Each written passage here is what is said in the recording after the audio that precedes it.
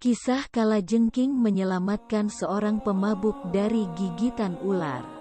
Alkisah, pada suatu hari Yusuf bin Husain bersama Zunnun al-Misri sedang berada di tepi anak sungai yang berada di wilayah Mesir. Tiba-tiba, terlihat seekor kalajengking besar sedang berada di seberang anak sungai tersebut. Lalu, nampak pula seekor katak keluar dari seberang anak sungai itu.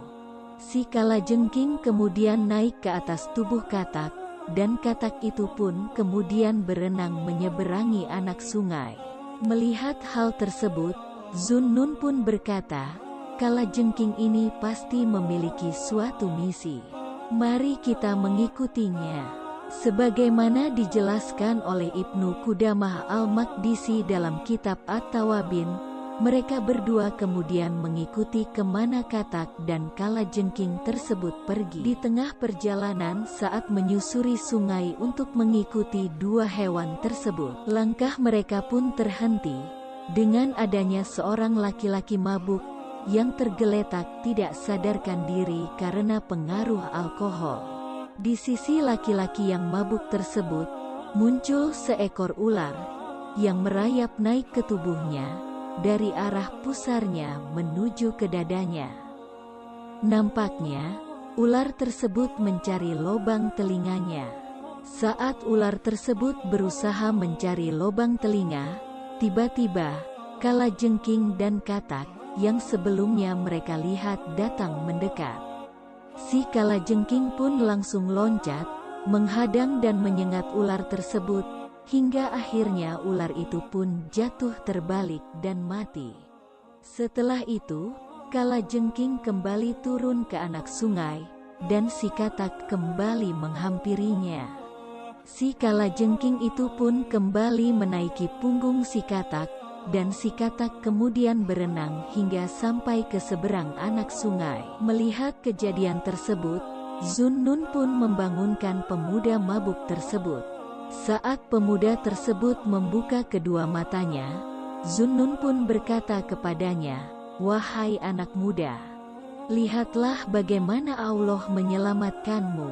Kalajengking ini datang membunuh ular yang ingin menggigitmu."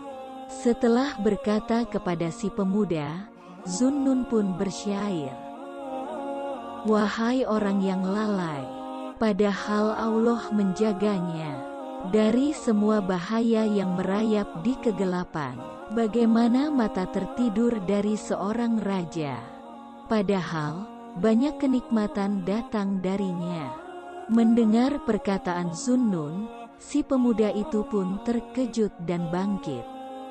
Dia kemudian berkata, "Tuhanku, inilah yang engkau lakukan terhadap orang yang mendurhakaimu. Lantas bagaimana kasih sayangmu kepada orang yang taat kepadamu?"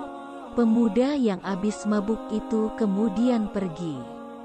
Yusuf bin Husain yang melihat hal tersebut, kemudian bertanya kepadanya, "Mau kemana?" Ia menjawab, "Mau pergi ke pedesaan untuk bertobat. Demi Allah, aku tidak akan kembali ke kota selama-lamanya." Begitulah kasih sayang Allah Subhanahu wa Ta'ala kepada para hambanya.